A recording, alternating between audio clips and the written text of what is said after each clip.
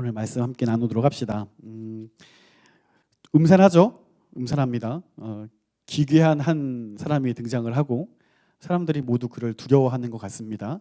그리고 그는 거라사인의 땅에 있다고 했고 또 귀신 들렸다고 이야기합니다. 그곳에 사는 모든 사람들에게 기피 대상 1호가 있다면 바로 이 사람이었을 것 같습니다. 이 사실을 누가는 이렇게 기록하고 있어요. 27절 말씀 보시겠습니까? 예수께서 육지에 내리심에 그 도시 사람으로서 귀신 들린 자 하나가 예수를 만나니 그 사람은 오래 옷을 입지 아니하며 집에 거하지도 아니하고 무덤 사이에 거하는 자라. 이 장면을 마가복음에서는 또 이렇게 진술하고 있어요. 그 사람은 무덤 사이에 거처 하는데 이제는 아무도 그를 쇠사슬로도 맬 수 없게 되었으니 이는 여러 번 고랑과 쇠사슬을 메었어도 쇠사슬을 끊고 고랑을 깨뜨렸음이로라. 그리하여 아무도 그를 제어할 힘이 없는지라. 밤낮 무덤 사이에서나 산에서나 늘 소리를 지르며 돌로 자기의 몸을 해치고 있었더라. 여러분, 이런 사람 만나면 어떠실 것 같아요? 보신 적 있으세요? 무섭죠. 무서울 거예요. 그 기괴한 모습들 때문에 그가 거하는 곳은 사람이 사는 마을이 아니라 아무도 살지 않는 그 도시의 외곽, 또 무덤 사이, 그가 거처할 수 있는 곳은 그것밖에 없는 것 같습니다. 그래서 누가도 집에 거하지도 아니하고 무덤 사이에 거하는지라라고 말하고 있어요. 정리를 조금 하자면 이 사람은 가장 구원과는 거리가 멀어 보이는 사람 같습니다. 이미 거라사인의 땅, 이곳은 비유대인의 지역이었어요. 그러니까 유대인 입장에서 말하면 이방의 땅입니다. 그리고 사람들이 살고 있는 도시에서 생활할 수도 없었고 그는 도시의 한 외곽, 그 당시 모든 무덤들이 마을에 같이 있는 게 아니라 외곽에 멀리 떨어져 있었거든요. 외곽에 떨어져 있어서 무덤에서 지내고 있습니다. 심지어 귀신이 들려서 사람들에게 위협하는 것으로 그 누구도 관심 갖지 않았던 기피 대상이었습니다. 혹시 여러분 동네에도 저녁만 되면 그 술을 드시고 약주를 하시고 소리를 지르시는 분들이 계시지 않나요? 연희동은 좋아서 그런 분들 안 계시나요? 동네에 한 분들 계시던데 그렇게 술을 드시고 욕을 하시면서 지나가는 사람들 붙잡고 시비 거시고 그런 분들을 만나면 여러분 어떤 생각이 드세요? 당장 드는 생각은 어떻습니까? 왜 이 동네에서 저래가지고 왜 집값 떨어지게 만드냐? 왜 애들 지나가는데 왜 저기 욕을 하냐? 다른 동네 가서 했으면 좋겠는데 이런 생각이 여러분에게 혹시 있지는 않으신가요? 아마도 이 귀신 들린 사람을 바라보는 많은 사람들의 생각이 아마 이와 같지 않았을까라는 생각이 듭니다. 술도 안 먹었는데 소리 지르는 거예요. 술도 안 먹고 맨정신에 옷 벗고 다니고 세상에서 막 끊고 이러는 거예요. 그렇게 위협하니까 마주치지 않는 게 상식이죠. 이 정도면 관심 갖지 않는 것이 정상이에요. 그래서 아주 자연스럽게 이 귀신 들린 사람이 거처할 수 있는 곳은 사람들이 살지 않는 곳, 그리고 무덤 사이. 여러분, 무덤이라고 하니까 좀 으스스한데 우리나라처럼 이런 매장하는 무덤이 아니라 그 돌을 깎아가지고 그 안에 넉넉하게 사람이 지낼 수 있는 곳이고, 물론 그 안에 뼈도 있고 시체도 있지만 그가 그래도 있을 수 있는 곳이라면 바로 그런 곳이었다는 거죠. 여러분, 한 가지 말씀드리고 싶은 거는 그가 귀신 들렸으니까 그가 사는 아주 바람직하고 어울리는 곳이 무덤이 아니라는 거예요. 사람들이 그에 대해서 하는 행동들, 또 그가 거처할 수밖에 없는 장소가 바로 무덤이었다는 것이죠.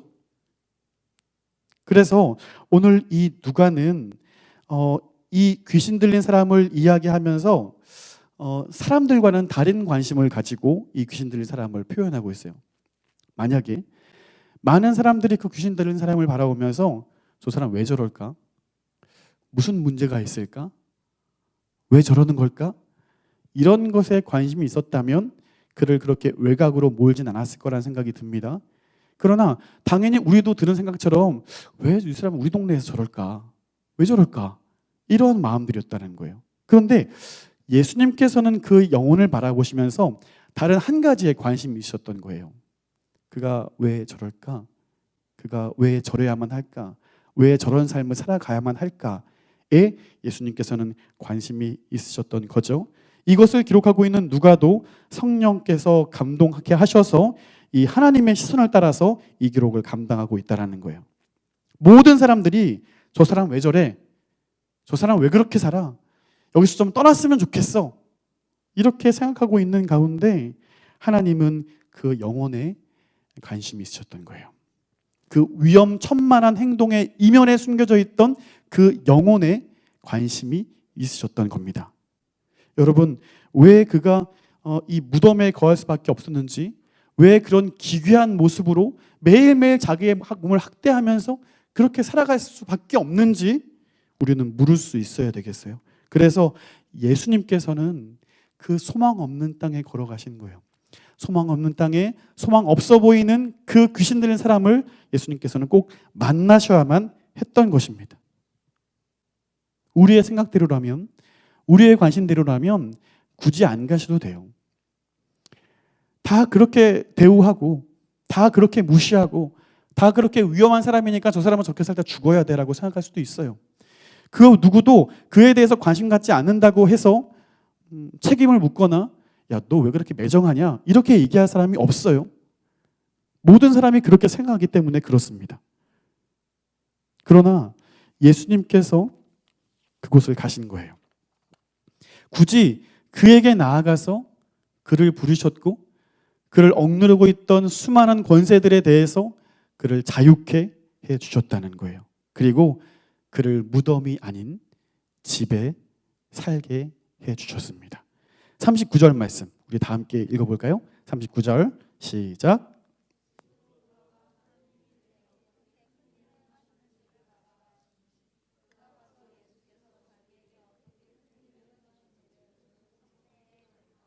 아멘.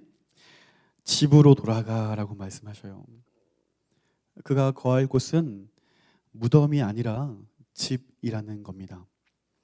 많은 사람들이 당연하게 저 사람은 무덤에 살다 죽어야 돼라고 생각하지만 하나님은 그렇게 생각하지 않으시는 거예요. 예수님께서는 그렇게 생각하지 않으시는 거예요. 내가 거해야 할 곳은 그 외로운 무덤이 아니라 집이라는 거예요. 정말 무서운 것이 있다면 당연하다는 생각들이 또 관심 가지지 않는 그 빈 마음들이 하나님의 사랑이 필요한 자들을 거리로 내몰게 하고 있다는 겁니다. 당연하게 생각하는 그런 마음들이 하나님의 구원이 필요한 자들을 세상 밖으로 내몰게 하고 있다는 거예요. 사회 속에서 분명히 관심 밖의 사람들이 있어요. 저들이 저렇게 살아갈 수밖에 없어 라면서 무관심하게 바라보는 가운데 그들은 점점 외곽으로 멀어집니다. 수많은 사람들의 틈 바구니 속에 살아가곤 있지만 그들은 무관심의 무덤 속에서 고요히 외롭게 살아갈 수밖에 없습니다. 교회 안도 마찬가지 아닌가요? 하나님을 아버지로 모시는 이 영적인 가족, 영적인 신앙 공동체에서 우리가 함께 모여 예배드리고 있지만 한 개인이 어떤 아픔을 갖고 있는지, 무엇 때문에 어려워하는지, 어떤 어려움이 있는지 묻지도 않고 또 오픈하려고도 하지 않아요. 어떤 사람들이 이렇게 말해요. 나에게만 관심 가지고 있는 이 개인주의화된 사회 속에서는 점점 그렇게밖에 될 수 없다라는 거예요. 그래서 앞으로는 이런 교회 모임이나 어떤 공동체의 모임이 더 어려워질 거라는 거예요.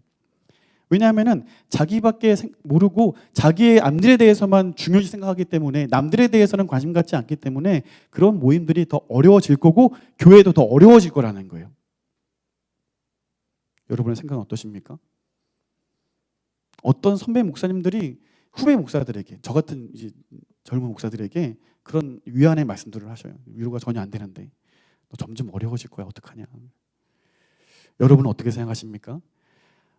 사회가, 이 시대가 그렇게 점점 개인주의화 되어 갈 때 교회는 점점 어려워질 것 같아. 정말 교회는 힘들어질 것 같아. 그렇게 여러분 생각하고 계십니까? 그것이 당연한 일로 여러분 여겨지십니까? 묻고 싶어요. 정말 당연합니까? 그렇게 되어가는 것이 마땅한 일입니까? 우리는 정말 그렇게 될까요?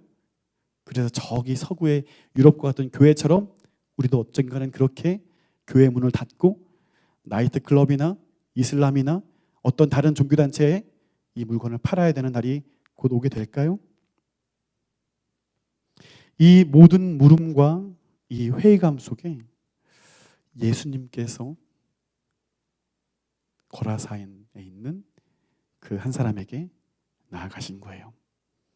모든 사람들이 당연하다고 여기는 그 회의감을 뚫고 주님께서 그 한 영혼을 향하여 나아가셨습니다. 구원이 없는 땅으로 모두가 외면하는 그에게로 나아가셨어요. 만약 우리가 서로에게 관심 갖지 않는 이 시대와 이 세대의 가르침에 대하여서 손 들어준다면 우리는 교회의 방향성을 잃고 마는 것입니다. 주님께서 관심 가졌던 그 관심들에 대해서 우리가 외면하고 세상 방침 따라, 세상의 가르침 따라 이것이 당연하다고 여기게 된다면 우리는 힘을 잃고 말게 될 거예요. 여러분 말씀을 하나 찾아보실까요? 우리 로마서 12장 2절 말씀 한번 찾아보겠습니다. 자막에 나오지 않습니다. 자, 말씀을 찾아보시고 로마서 12장 2절 말씀입니다.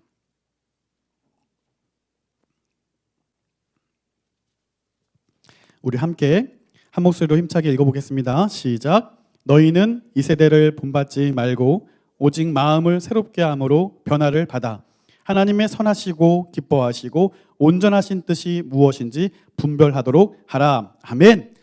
그래요. 하나님은 세상에 손들어주지 말라라고 말씀하세요. 세상의 가르침에 손들어주라고 얘기하고 말씀하고 계시지 않으세요.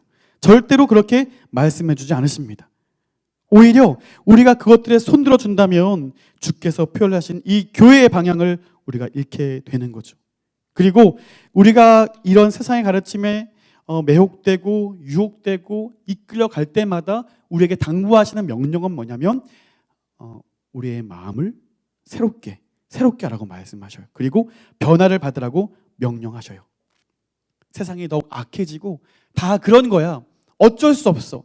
지금 이 시대는 당연하고 이렇게 되고 말 거야 라고 이야기할 때에도 우리는 절대로 거기에 손들어주지 말라라고 이야기하고 있어요. 오히려 그 가르침을 반대하고 하나님께서 온전하시고 기뻐하시는 뜻이 무엇인지에 더욱 초점을 맞추라라고 말씀하고 있습니다. 여러분, 교회의 목적이 무엇입니까? 그 교회에 살고 있는 성도인, 구성원인 여러분 한 분 한 분의 목적이 무엇입니까? 그것은 하나님께서 기뻐하시고 온전하시고 하나님께서 원하시는 것이 무엇인지를 맞춰가는 것이 아닐까요? 그것을 이루어 드리는 것이 아닐까요? 예수님께서도 하나님의 이 소원과 마음을 가지고 아무도 관심 갖지 않던 그 땅에 걸어가신 겁니다. 그리고 굳이 그 사람을 만나 주신 거예요. 하나님의 명령에 순종해서 그 길을 걸어가신 거예요. 여러분 알고 계시는 것처럼 예수님께서 하나님이시지만 또 창조주이시지만 인간의 몸을 입고 이 땅에 오셨을 때 꽃길만 걷지 않으셨어요. 아니, 꽃길 한 번도 걷지 않으신 것 같아요. 늘 그분께서 걸어가신 길은 고난의 길이었고 가시밭 길이었던 것 같습니다. 그분은 40일 동안 금식기도 하셨고 끝나자마자 마귀에게 시험을 당하십니다. 그리고 아무도 관심 갖지 않던 12명의 사람들을 선출하셔서 그 제자를 삼으셔요. 더 영향력 있고 힘 있는 사람들, 권세 있는 사람들을 불러 모았으면 어쩌면 더 효과적이지 않았을까요? 그런데 전혀 사람들이 귀 기울이지 않을 만한 사람들을 모으신 거예요. 그리고 그들을 훈련하시고 동고동락하시고 많은 것들을 가르쳐 주셔요. 3년 동안 온 정성을 다해서 그들에게 쏟아부었지만 결국에는 그 제자들에게도 버림을 당하셔요. 그리고 피조물의 손에 붙들려 십자가의 형벌을 당하시고 죽으십니다. 왜 이 과정을 겪으셔야 했냐 이거죠. 왜 이렇게 험난하고 고통스럽고 잔인한 그 길을 주께서 걸어가셨냐라는 거죠. 그렇게 물으신다면 예수님께서 이 거라사에 거하는 이 한 사람을 만나시기 위함이었다라는 겁니다. 모든 사람들이 당연하게 여기고 저 사람은 지옥의 불쏘시개가 될 거야. 우리 선민, 우리 유대인들만 구원받을 거야 라고 말하던 그 모든 사람들에게 일침을 가하면서 너희가 관심 갖지 않던 그 모든 사람들이 하나님의 관심 대상이다라고 말씀하시는 겁니다. 그래서 내가 나아간다라고 말씀하는 거예요. 내가 섬기기 위해 이 땅에 왔다고 주님께서 말씀하시는 겁니다. 사랑하는 예수 가족 여러분, 오늘 우리가 관심 가져야 하고 우리가 친절을 베풀어야 하고 우리가 섬겨야 할 그 대상은 누구입니까? 어쩌면 우리는 이 세대의 가르침 따라서 나에게 너무 주목하고 있지 않으세요? 내 앞날과 내 앞일에 대해서만 너무 집중하고 계시지 않습니까? 모든 사람들이 내 앞날과 내 문제만 놓고 기도하고 그것에만 골몰아 한다면 주님께서 걸어가신 그 거라산의 땅, 주님께서 나아가시는 그 한 사람을 만나기 위한 발걸음, 그래서 결국 그 영혼이 무덤이 아닌 집으로 돌아가게 되어서 많은 영혼들을 죽기로 이끌었던 이 놀라운 일을 이루게 할 사람은 누구냐 하는 것이죠. 사랑하는 예수 가족 여러분, 오늘 저와 여러분이 이 귀한 사명을 감당할 수 있기를 주님의 이름으로 축원드립니다. 오늘 우리는 이 일을 감당해야 합니다. 왜냐하면 저와 여러분 한 분 한 분이 거라사 땅에 거하고 있는 그 귀신 들린 한 사람이었기 때문이에요. 만약 우리도 예수의 구원이 없었다면 어둠의 영으로 인해서 무엇이 진리인지도 알지 못한 채 세상에서 행복을 구하고 구원을 원하고 정말 나은 삶을 원하지만 유리하고 방황할 뿐입니다. 세상은 결코 우리에게 구원을 주지 못합니다. 세상은 결코 우리에게 영원한 행복을, 영원한 만족을 주지 못합니다. 이 귀신 들렸던 사람을 보십시오. 예수님을 만났고 그는 온전해졌다고 얘기하고 있어요. 옷을 입고 그리고 나도 주님을 따라야 되겠다라는 사명감마저 얻게 돼요. 그리고 예수님께 명령에 순종해서 집에 돌아가고 마을로 돌아가서 내게 일어났던 그 큰 일을 많은 사람들에게 선포하기 시작해요. 여러분, 이거 당연한 얘기 아니거든요. 이 귀신 들렸던 사람에게 이거 사실 되게 어려운 일이에요. 여러분, 요나를 아십니까? 선지자 요나? 하나님께서 그에게 니느웨로 가라라고 명령하셨을 때 가기 싫어하잖아요. 왜냐하면 니느웨가 어디냐면 북이스라엘 멸망시켰던 아수르의 성읍이거든요. 그러니까 자기들 나라에 대해서는 이제 정말 이 적대국이고 우리를 무너뜨린 이런 아주 나쁜 국가였으니까 저들에게 구원의 기회가 주어지면 안 되는 거잖아요. 그러니까 안 가거든요. 그런데 하나님께서 말씀하시는 거예요. 가라라고. 마찬가지 아니었을까 하는 거죠. 그동안 나를 늘 힐난했고 귀신 들렸다고 나를 추방했고 사람들과 함께 못 살게 하고 결국 이 무덤까지 나를 내몰았던 이 사람들에게 예수의 큰 일을 전하는 것은 어쩌면 부담스러운 일이었고 그들에게 복수하기 위해서는 오히려 도시가 아닌 다른 곳으로 가야 하는 것이 아닐까라는 생각이 들어요. 그러나 이 사람은 온전하여지고 주의 명령에 순종하게 돼요. 모든 사람들이 관심 갖지 않고 내 필요와 내 소중한 것들에만 관심 가지고 있을 때 하나님께서는 여전히 관심 갖는 영혼들이 있어요. 그리고 그 영혼은 교회 밖에도 있고요. 교회 안에도 있습니다. 여러분이 손 내밀어야 할 그 사람은 누군가요?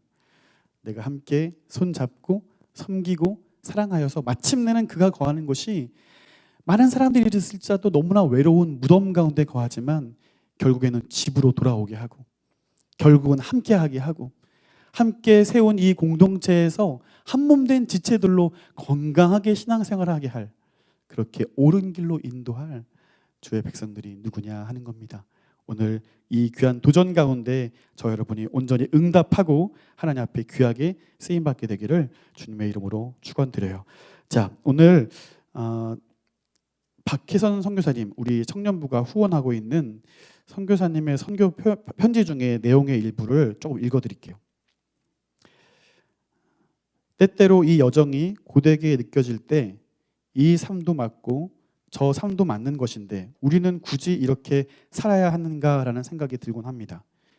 영원 전부터 영원 후까지 완전한 연합을 이루고 계신 부족함이 없고 모든 게 완전하신 성부, 성자, 성령께서 굳이 인간을 만드셨습니다. 그리고 예수님께서는 죄를 지은 인간을 위해 굳이 이 땅에 오셨습니다. 예수님께서는 제 삶에도 굳이 찾아와 주셨습니다. 예수님을 믿는 친구들은 바보라고 놀리고 교회를 욕하고 무신론을 주장하던 저에게 찾아와 주셨습니다. 내버려 두어도 아무 상관없는 저를 구원해 주셨습니다. 사랑은 굳이 무언가를 하는 것입니다.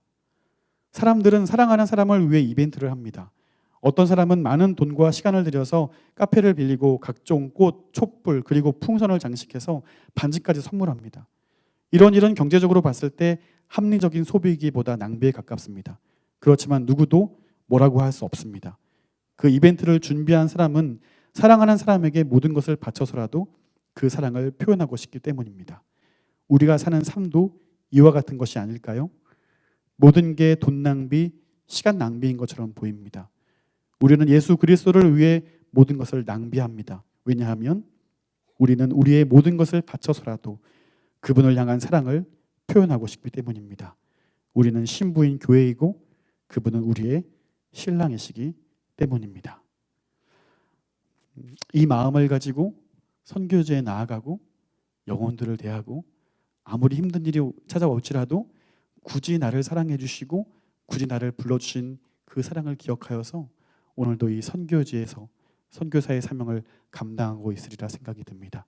오늘 이 편지가 그리고 오늘 이 사랑이 저 여러분에게 있는 것을 확신하시고 그렇다면 나도 굳이 찾아갔으면 좋겠어요. 나도 굳이 나아가서 섬겨줬으면 좋겠어요. 그 사람이 원하지 않더라도 무덤에 살고 있는 그들을 온전한 마을로 온전한 집으로 초청할 수 있는 저 여러분 될 수 있기를 바랍니다. 오늘 설교를 정리하면서 제가 말로 정리하지 않고 영상을 한 편 준비했는데 오늘 많이 뭐가 준비됐죠? 영상을 좀 보시면서 이것이 그리스도인의 삶이구나라는 것을 여러분 보실 수 있을 것 같습니다. 함께 보겠습니다.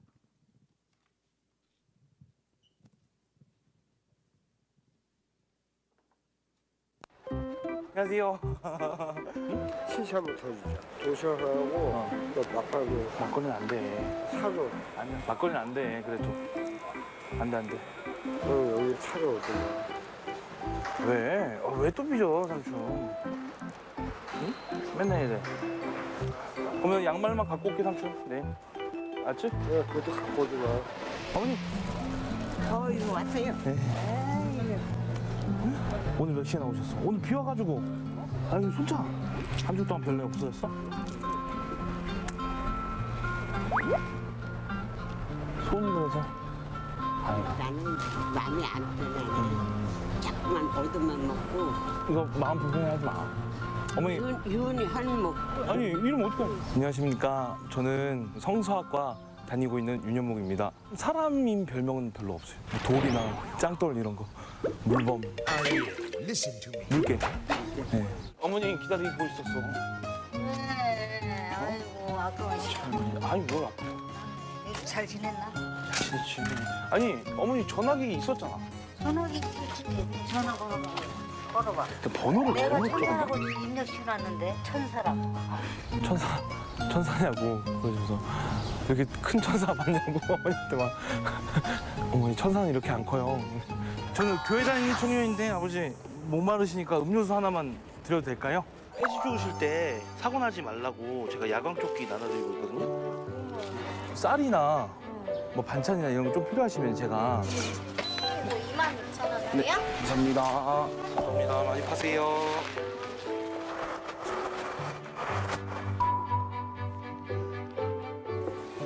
어서오세요. 단품 하나 포장이요? 알바비가 한 달에 한 40만 원 정도 받고요. 저 휴대폰비, 교통비랑 식비 한 20만 원 정도 빠져요.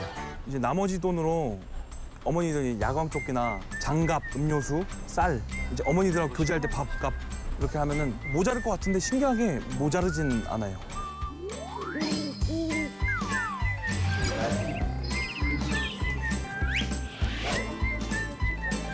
나는 예수님 만났으니까 내가 착한 일을 해야지. 그럼 폐지 주는 어머니들을 섬겨야겠다 이게 아니고요. 어느 날 그냥 어머니들 그렇게 뭔가 막 봉지를 이렇게 보시고 여시면서 그 안에서 막 캔을 줍는 그걸 한번 본 적이 있었는데 그게 마음이 되게 아프더라고요. 그게.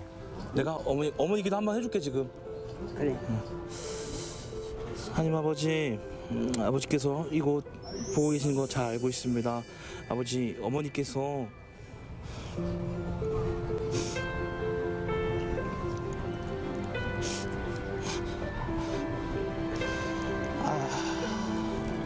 울긴 내 울어. 울지 마.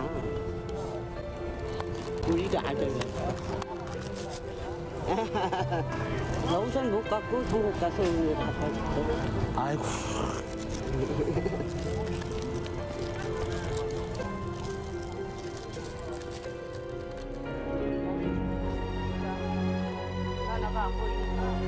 어머니 처음에 저 위에서 뵀잖아. 똑같은 데서 어머니 처음에 갈게 어머니. 잘가 아들. 복음은 언젠간 들어가요. 근데 조금씩 두들기다 보면 어머니 마음이 조금씩 열리는 게 보여요. 그 틈으로 저는 분명히 복음이 들어간다라고 믿고 있어요. 이렇게 신체를 잔뜩 짊어지고. 아, 신세 아니라니까. 또 이상한 사람 막 괴롭히고 그러면 나한테 다 일러. 알겠죠? 대단한 건 아니죠. 내가 그냥 아이스크림 사면은 1+1 많잖아요. 나 하나 먹고 가다가 노스 삼촌이 있으면은 이거 하나 드시라고 하고 같이 먹으면서 얘기하면 친구도 생기고 좋죠. 삼촌, 삐진 거 좀 풀렸지? 에이, 풀어. 응? 풀렸다, 풀렸어. 웃었지? 풀렸지? 알았어. 하이파이브. 또 올게요.